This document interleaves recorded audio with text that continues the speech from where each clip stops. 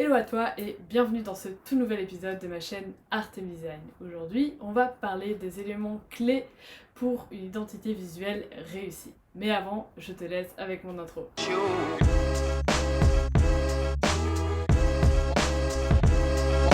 Alors pour être honnête, au début, je voulais faire une vidéo qui décrit un peu finalement comment je m'y prends pour développer l'identité visuelle de mes clients, quelles sont les différentes étapes par lesquelles je passe.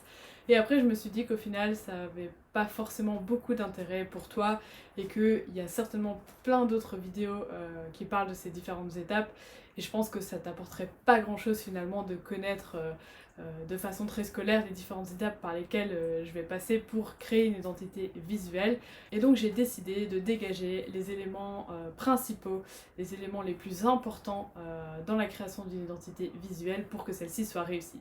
Le premier point que j'avais envie d'aborder par rapport à l'identité visuelle, c'est l'identité.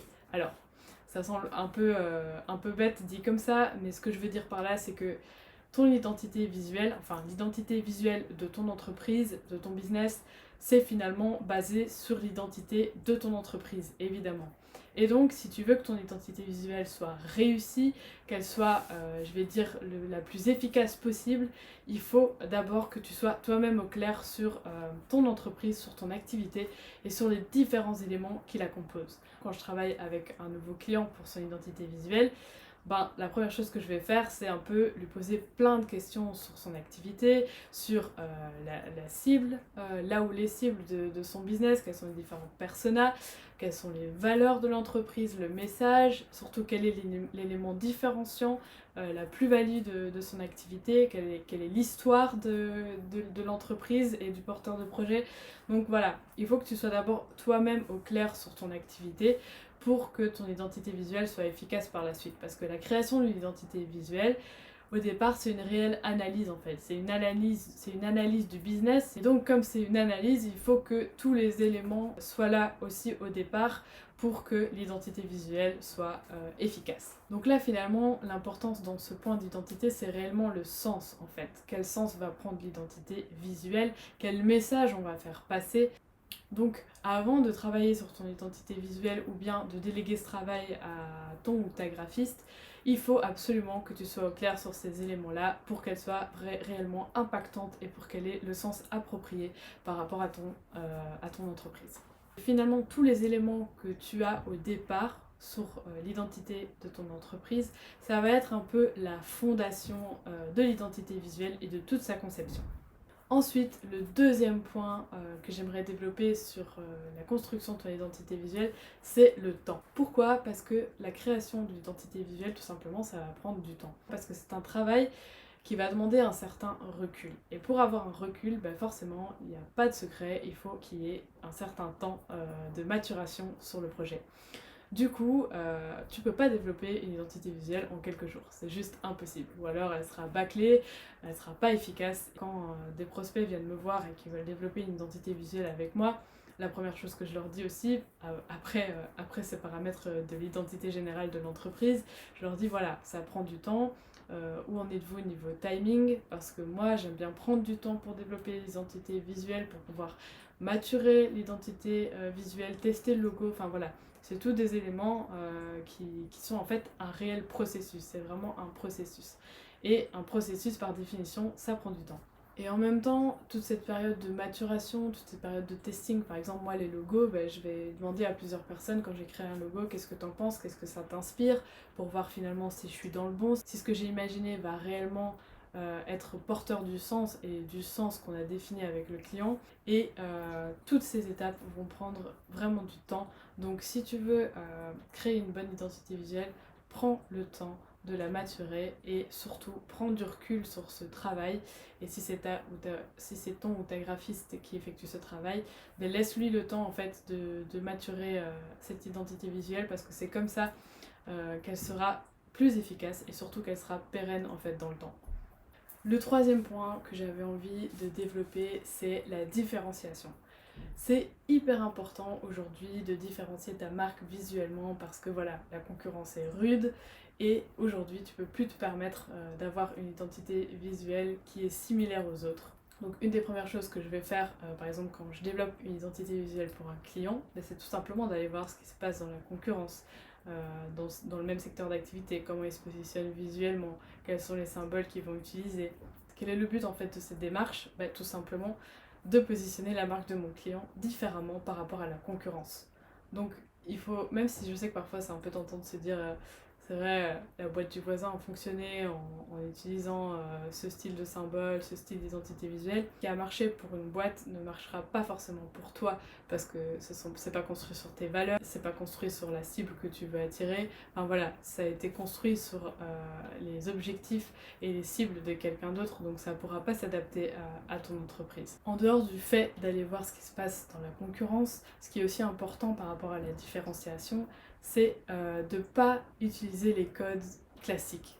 Donc je m'explique. Par exemple, si je fais une identité visuelle pour un ou une photographe, prenons cet exemple, je vais pas tout simplement dessiner un appareil photo parce que voilà, ça aurait pas de sens, ce serait du déjà vu et il y aurait aucune différenciation derrière et on se dirait bon ben voilà, ok, c'est un photographe et puis basta quoi. Par exemple, ce qu'on peut faire, c'est prendre la focale de l'appareil photo, essayer de l'agencer différemment pour qu'on puisse rappeler en fait subtilement la forme. Quand tu fais ton identité visuelle, il ne faut pas vouloir à tout prix représenter tes services et tes produits.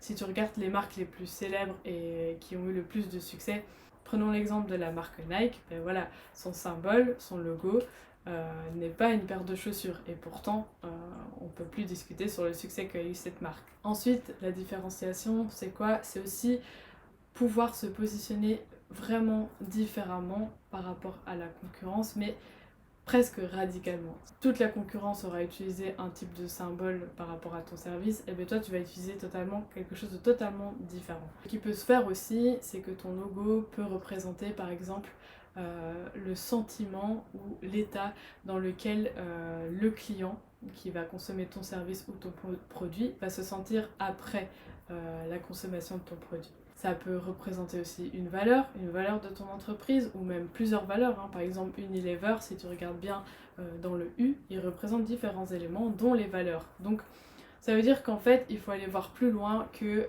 ton activité et ce qu'elle va offrir. Le dernier point que je voulais développer par rapport aux éléments clés d'une identité visuelle réussie, c'est la simplicité. Pour moi, la simplicité, c'est la base. Comme l'a dit Steve Jobs, la simplicité est la sophistication du suprême.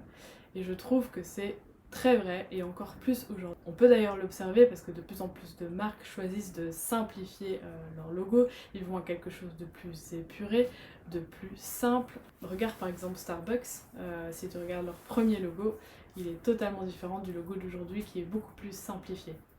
En fait, il faut se dire que plus le message est simple, en fait, qu'il soit textuel ou visuel, plus le message est simple, plus facilement et plus vite il sera compris par un potentiel client. Mais d'ailleurs, moi j'ai choisi vraiment de me positionner dans un design hyper minimaliste. Si tu passes sur mon Instagram, tu verras que je fais des capsules graphiques qui sont très minimalistes. Donc c'est vraiment des animaux faits en vectoriel qui ressemblent un peu à des origamis.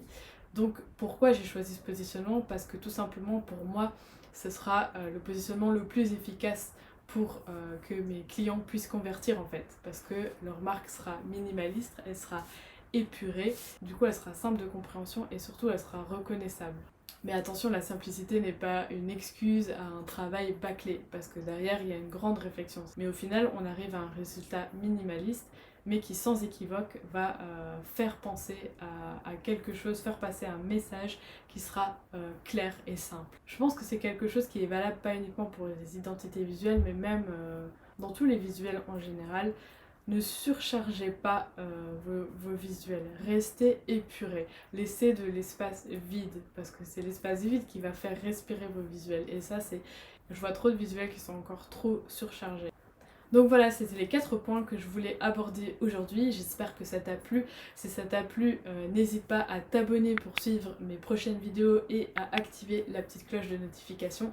Et si jamais tu veux suivre mon activité de freelance en design graphique au quotidien, tu peux toujours me suivre sur Instagram. J'y suis tous les jours, je partage vraiment mon quotidien tous les jours. Je te remercie d'avoir regardé cette vidéo jusqu'au bout et je te dis à la semaine prochaine pour une toute nouvelle vidéo. Salut!